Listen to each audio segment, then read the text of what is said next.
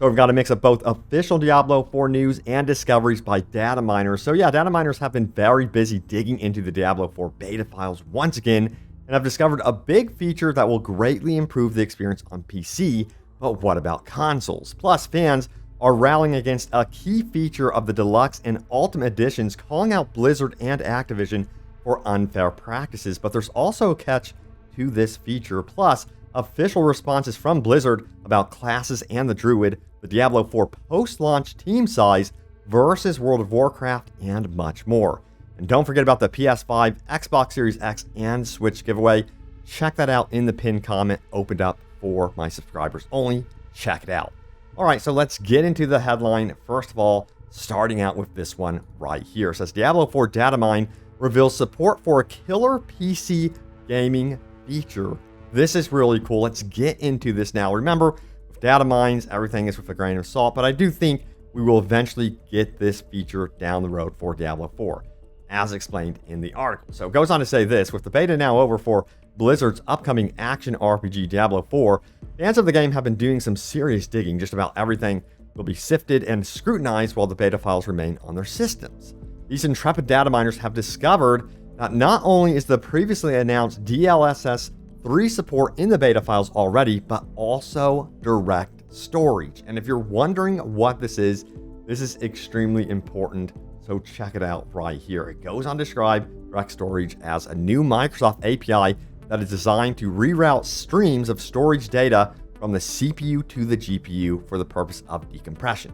Due to the highly parallelized nature of GPUs, decompression can be processed at a much faster rate of GPUs, which frees up the CPU to do other tasks and allows for significantly faster loading times. So this essentially allows us to have much faster loading times for Diablo 4. So yeah, the biggest question is, when would we be seeing this feature for Diablo 4? So it says this. It says, while it could yet be updated, the version found in the beta files was 1.02, which lags behind the advances that 1.1 brings. Now, Direct Storage 1.1 could allow Diablo much faster loading times by calling on the graphics card to decompress files on the go. So I think that it's just out of date in the beta files. But if they did anything with direct storage, it of course would be the latest version. Now, this is also extremely important, even when we compare what's going on with PS5 and Xbox Series X, because those platforms have some major technology behind loading and streaming.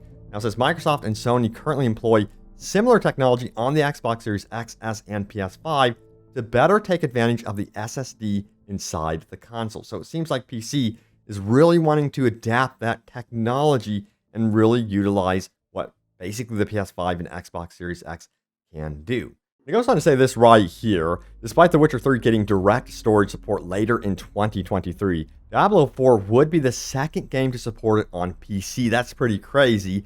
And it goes on to say this depends on whether Blizzard plans to implement it, and it isn't just leftover files from a previous build of the game. Now, direct storage hasn't been widely adopted as of yet, with the tech still in its infancy. Once major players like Blizzard hopefully adopt the software, we should start to see loading times come right down across the board. So you can see that this feature seems to be very impressive, and I imagine that more and more games on the PC side of things will begin adopting this technology, especially as open world games get more detailed and more complicated. You're going to want to see this technology in your game.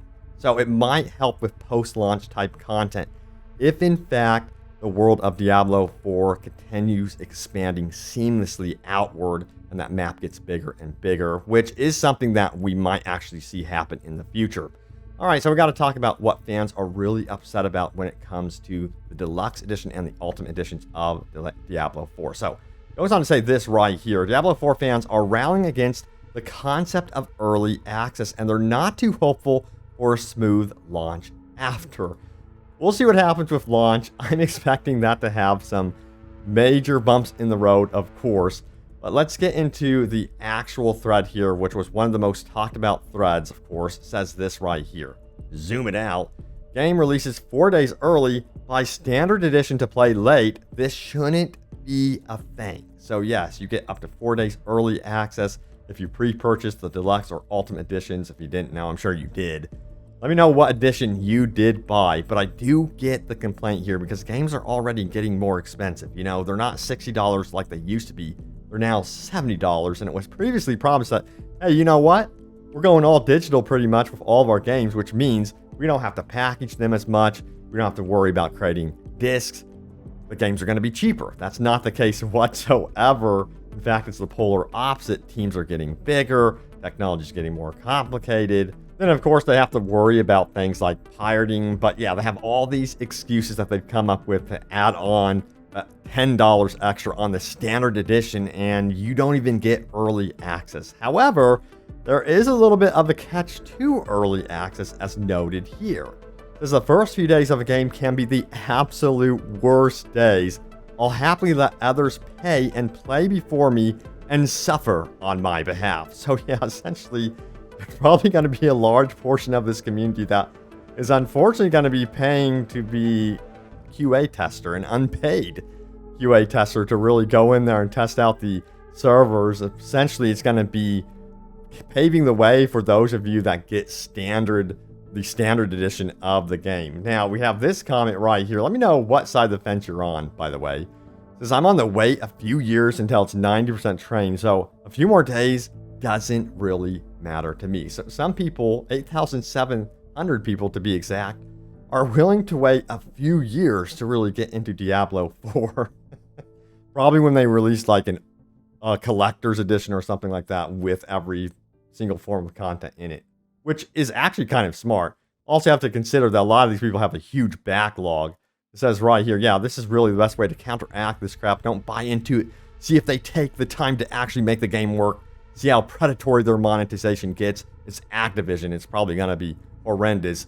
Grab it at a discount later on if it passes the smell test. My backlog is honestly too massive at this point. Yeah, my backlog, I've really honed in on one strategy when gaming anymore. It's just focusing on one game at a time. Even if something new comes out, I'm like, yo, I need to finish this first. Back up. Hold on. Yeah, we'll see what happens with Diablo 4 in the long term when it does come to monetization schemes and that sort of thing. Now, Blizzard has been very vocal about this game not being pay to win. We will be having a battle pass that has cosmetics only, but I want to see how far they go with certain elements of their structure with the battle pass even. So yeah, it's going to be interesting to dissect that when it comes time.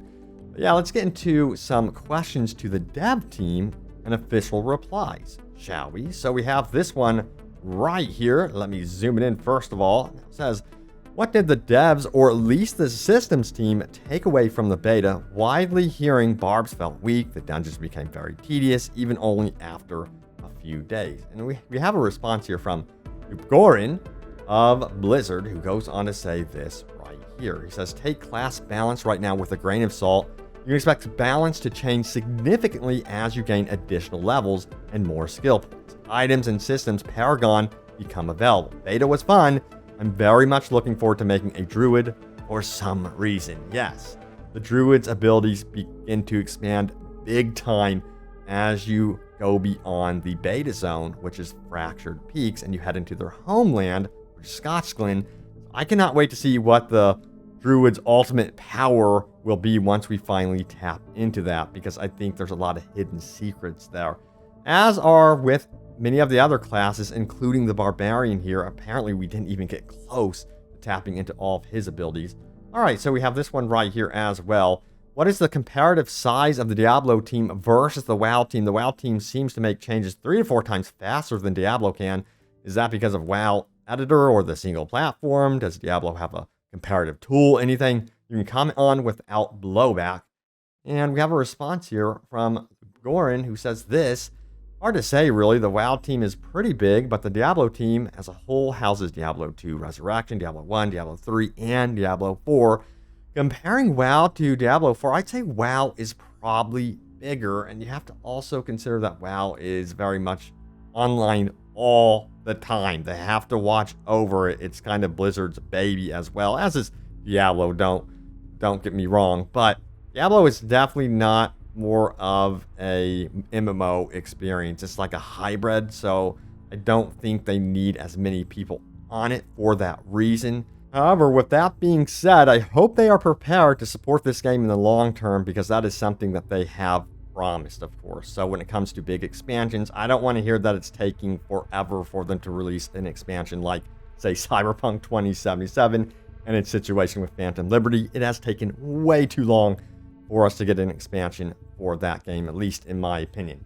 All right, so we have another question here as well. It goes on to say this: interesting. In the second part, is it possible to have all platforms draw from a master source that can push changes simultaneously without the need to make individual changes? Or does different network architectures prevent it? Wow, what a great question, my God. And the response is as follows. Oh, sure, that's already a thing. It has been a thing since Diablo 3. However, pushing changes out simultaneously is easier said than done. Console hotfixes and patches have to go through an approval process through the manufacturer. PC has a lot less red tape. Now, on the server side of things, they seem to be pretty good at updating things, at least from the experience with the beta. Like, they were getting stuff out, rolling out essentially simultaneously across the board very easily. But I'm curious to see how far this will go at the full release. If it's going to be like PC gets the patch, hours ahead, a day ahead. We'll have to wait and see. We've seen that happen before with certain other games. More recently, I can think of Hogwarts Legacy had that issue where certain platforms were getting stuff out first. But yeah, it seems like they're really in tune to this and they want to make an effort to get it all out simultaneously. Furthermore, we have this one right here. Amy goes on to ask, careful with the 4000 series. Diablo 4 was bricking them during the beta. So yeah, we heard a lot of stories and rumors how there were graphics cards, specifically the 3080s, that were bricking PCs when you were playing the Diablo 4 beta and was related to some sort of cinematic. Adam Fletcher goes on to say this. He says it wasn't. So from their experience internally, that was not the case. Let me know if any of you were running on the 40 series and had your graphics card bricked, because I have not heard too many stories about this. It's not like, oh my God, an overwhelming amount of people have had their entire systems bricked. It takes a lot for that to happen. I think there has to be something already wrong with the PC for that to happen. Now we have this right here. Could you please create an option to turn off floating damage? I really dislike seeing the damage numbers on the screen. The attack status rolls like dodged, dazed, fortified, vulnerable. Would be nice if you would do it. And we have a response from Adam Fletcher, who goes on to confirm that please don't spam me, and you can. So that is actually an option that is available in the game. Now this question was for Rod Ferguson. It says, are there any plans for mouse and keyboard for Diablo 4 on consoles? Thanks in advance. By the way, even in beta, Diablo 4 rocks. And Rod Ferguson goes on to confirm the following right here. He says, nothing beyond what the consoles already support natively. So there's your answer right there. Now we have Philip, who says, I really enjoyed the Horatic Bestiary feature in Diablo Immortal. It adds to the story, lore, and adventure. Will Diablo 4 have some feature like this for us to discover the secrets of all the demons and beasts we slay along the way?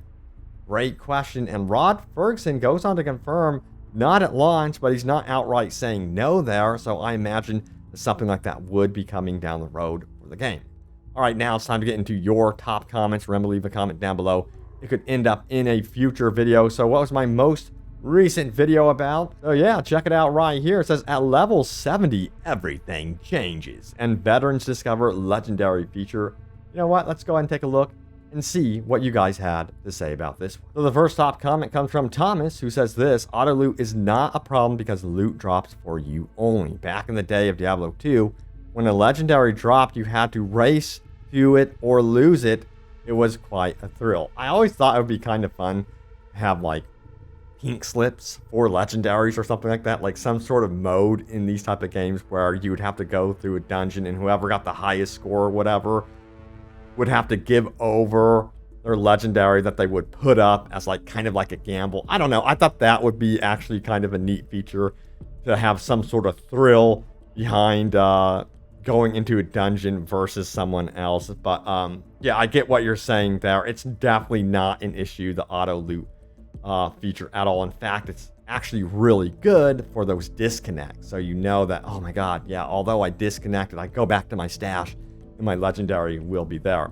And next up, we have this one right here from DS. They say the auto loot feature is something that has to be there with the MMO-esque world Diablo 4 has. You can easily miss an item just running through the open world with friends or even randoms nearby and have gear drop. Since loot that drops is only seen by a single person, this just removes any need to backtrack places cleared by other people to check for important loot. Exactly.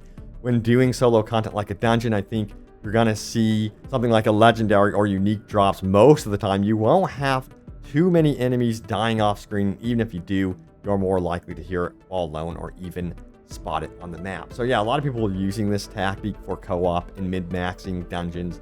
You go to the left, I go to the right. And if a legendary does drop out of my sight, it doesn't matter. We're going to min-max this and be as fast and as effective as possible going through dungeons. That's going to be the new tactic. But I'm kind of curious to see what Blizzard might say about the situation when people have a stash that's full. It's like 10 out of 10 legendaries are already in their mailbox. And what happens then? I'm kind of curious if the legendary is actually lost or if it's kind of reserved on the server side. I don't know what happens there, but I'm assuming that there is a risk there if you do allow the mailbox or, at your stash to fill up with 10 out of 10 legendaries and you get that, 11th legendary, you might lose it, I'm assuming. So that's my question for Blizzard right now. But there it is. Thank you all so much for the love and support on the videos. I hope you guys enjoyed this one right here. I'm going to try to keep going with the daily Diablo 4 content for you all because I know it's rough. It's been a rough weekend. We don't have the beta. It's one thing that feels like it's missing in my life. But yeah, I cannot wait for June for the launch of this game. I'm excited for it despite some of the issues that the game does have, of course. Yeah, overall, very hyped over here for this one. But thank you for watching. Stay tuned for more, and I will see you all next time. Take care.